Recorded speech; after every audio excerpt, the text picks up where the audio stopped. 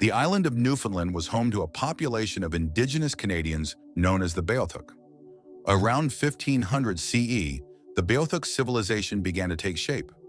Around 1 CE, peoples moved from Labrador to modern-day Newfoundland, and this may have been their most recent cultural expression. This group's ancestors went through 3 previous cultural periods, each lasting around 500 years.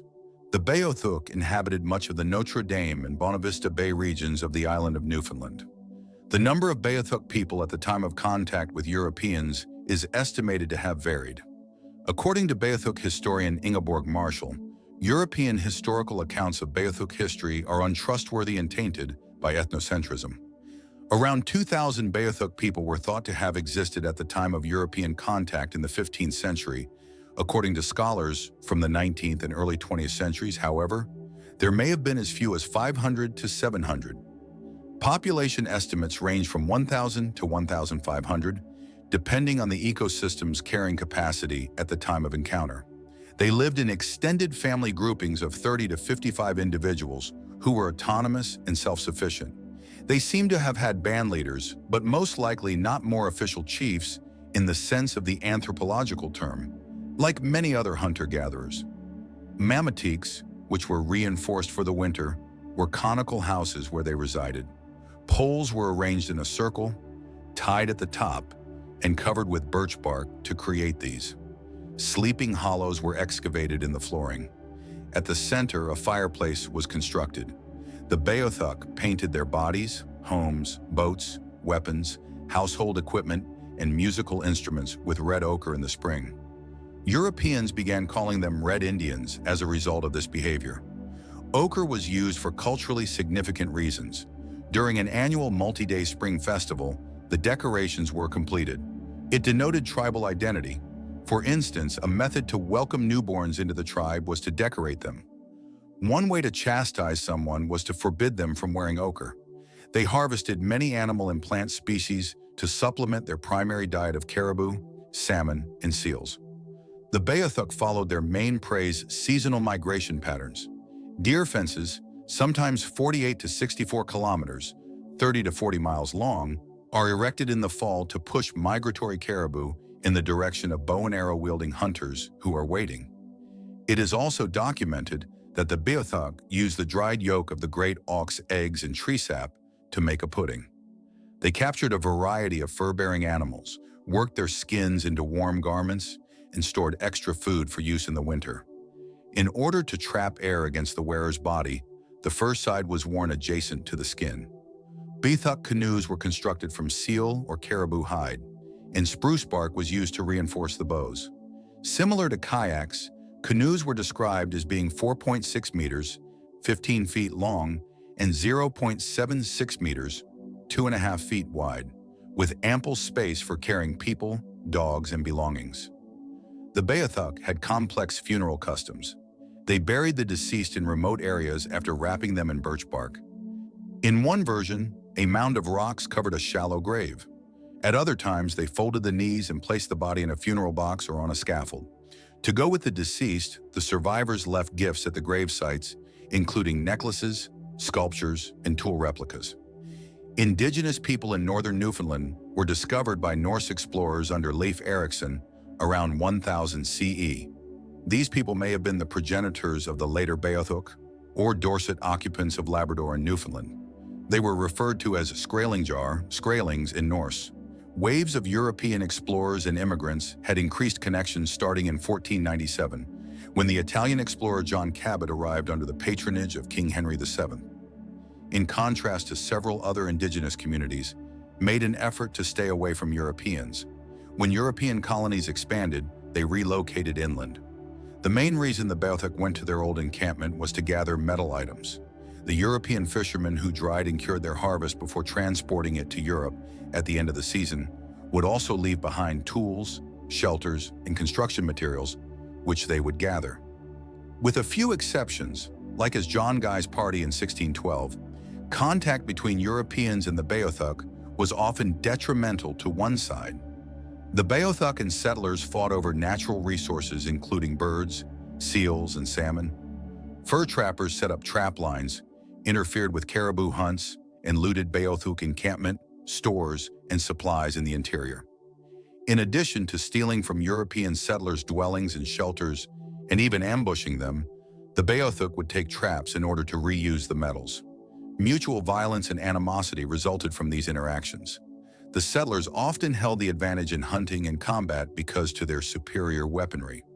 The Beothuk seems to have had little interest in acquiring guns, in contrast to other Native American groups. Europeans made sporadic attempts to strengthen ties with the Beothuk. George Cartwright's journey in 1768 and David Buchan's mission in 1811 are two examples. Governor Hugh Palliser commissioned Cartwright's voyage, which returned with valuable cultural data, but no Beothuk. Buchan's voyage was commissioned by Governor John Duckworth. This mission ended violently even though it was started to gather information. Near Beothuk Lake, Buchan's group came upon a number of Beothuk. Following an initially cordial greeting, Buchan departed the Beothuk with two of his soldiers. He discovered them disfigured and murdered the following day. As later reported by the Beothuk Shanodithit, the Marines were slain after one of them refused to surrender his jacket and they both fled. In Newfoundland, the Beothuks moved inland from their native villages to escape Europeans. They first moved to various coastal regions of Newfoundland, which were overrun by Europeans but lacked fish camps. They then moved to Newfoundland's interior. Caribou, salmon, and seals were the primary food supplies for the Beothuks. Two of these were taken away from them due to their forced relocation. This resulted in excessive caribou hunting, which in turn caused the caribou population in Newfoundland to decline. Undernourishment and, ultimately, famine resulted from the Beothuks' migration from their ancestral territory and way of life into environments that could not sustain them. Estimates of the number of Beothuks that survived until the end of the first decade of the 1800s range greatly, from around 150 to 3,000. Shanodithit, a woman, provided reports of the Beothuk, describing how they wintered on the Exploits River or at Red Indian Lake and resorted to the coast in Notre Dame Bay. Records from the early 19th century also mentioned a few survivors on the northern peninsula. The Mi'kmaq migrants from Cape Breton Island and the Inuit from Labrador are two indigenous groups that are said to have exerted territorial pressure on the Beothuk people during the colonial era. The Beothuk were unable to procure sufficient subsistence within the areas left to them. The Mi'kmaq were allegedly coerced into killing Beothuk by French bounty.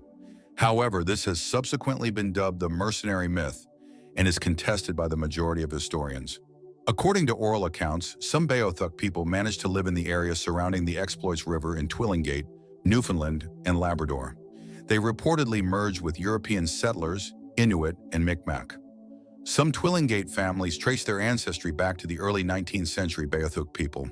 An indigenous lady called Santu Tony, 75, stated in 1910 that she was the daughter of a Beothuk father and a Mi'kmaq mother. For the American anthropologist Frank Speck, she recorded a song in the Beothuk language. He was in the region doing field research. She claimed to have learned the song from her father. Given that Santu Tony was born about 1835, this might be proof that some Beothuk people lived past Shanodithit's passing in 1829. Researchers of today attempted to enhance the recording using modern techniques and transcribe the music. The song was taught by native communities to be used in traditional festivals. There is disagreement among academics over what constitutes genocide with regard to the Beothuk. Some academics contend that Europeans carried out a systematic campaign of genocide against the Beothuk, while others think that their extinction was an accidental result of European colonialism. The barbarous system of killing prevails among our people toward the native Indians, whom our people always kill when they can meet them, said Governor Hugh Palliser in a 1766 letter to the British Secretary of State. If such a campaign did take place, it was clearly unapproved after 1769. This is because any subsequent action would have violated Governor John Byron's declaration that, "I do strictly enjoin and require all His Majesty's subjects to live in amity and brotherly kindness with the native savages Beothuk of the said island of Newfoundland," as well as the subsequent proclamation issued by Governor John Holloway on July 30th, 1807, which forbade mistreatment of the Beothuk and offered a reward for any information on such mistreatment. According to Adhikari, one of the factors that establishes this as an instance of genocide is the deliberate character of the invaders' destructive violence. Herring compares the genocidal violence committed against the Beothuk to that committed against the Aboriginal Tasmanians, and he claims that the government's awareness of such brutality, but inaction in halting it, suggests that the violence is implicitly approved. Adhikari compiles several reports of Europeans committing acts of mass brutality against the Beothuk, including the most notorious raid that took place in the winter of 1789. John Peyton Sr., who participated in several violent crimes against the Beothuk, served as its leader. Peyton and 2 other people used buckshot to shoot a group of 50 Beothuk, killing many and wounding everyone else. After being shot, some injured people were physically beaten to death. Others were either left to freeze to death or die from their wounds. There are many archaeological sites with artifacts from indigenous civilizations in the vicinity of eastern Notre Dame Bay on Newfoundland's northeast coast. The Boyd's Cove location is one of these. It is shielded from winds and waves by a tangle of islets at the base of a bay. An archaeological investigation conducted in 1981 to identify Beothuk sites and examine their artifacts in order to gain understanding of Beothuk civilization led to the discovery of the site. Few Europeans who kept records got in touch with the Beothuk. Therefore, records and information were few, making it impossible to answer some questions concerning the people. The French missionaries, on the other hand, researched and educated peoples like the Huron and the Mi'kmaq, and they engaged in substantial commerce with French, Dutch, and English merchants, all of whom documented their interactions. The Beothuk were present in the Notre Dame Bay area in the latter half of the 18th and early 19th centuries, according to certain sources. The Beothuk most certainly inhabited the region before European settlers arrived, according to amateur discoveries and earlier archaeological investigations. Large herds of caribou were found in the hinterland of eastern Notre Dame Bay, which is also home to seals, fish, and seabirds.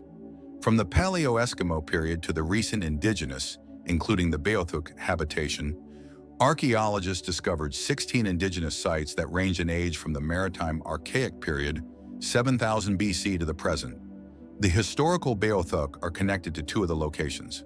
The biggest of the 2, Boyd's Cove, is situated on a 6-meter, 20-foot glacial moraine and is 3,000 square meters, 32,000 square feet. Glaciers left behind rocks, gravel, and gritty sand.